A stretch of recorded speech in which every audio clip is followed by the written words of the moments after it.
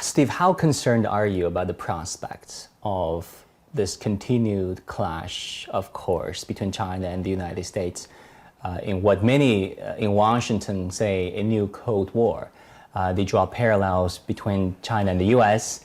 to that of the former Soviet Union and the United States, saying that, look, when there's a near peer to the United States, that there is an inevitable rivalry, clash of great powers between the two. If you look at the past paradigms of the rise of great powers versus the existing ones.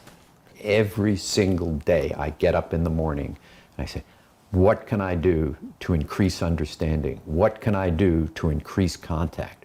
What can I do to make sure this does not generate into anything that looked like a U.S. Soviet Union relationship in the Cold War? It is avoidable. What has happened is, it used to be very narrow. It's now broadened to include so much. Nobody recognizes what the costs of that. Of course we should each defend our national security. I don't question that China or the United States should defend its national security. But what constitutes national security and what are the consequences of it for innovation, for inflation, for all these other things? So when we have these restrictions, so if China has to invent the same stuff as America does, think about the waste.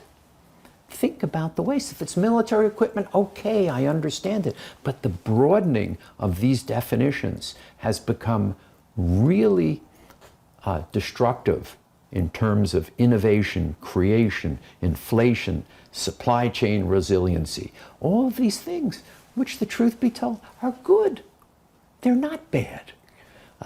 If there is a cure for cancer, so let's say I get cancer, do you think my kids care if the cure was invented by a Chinese or American or a European scientist?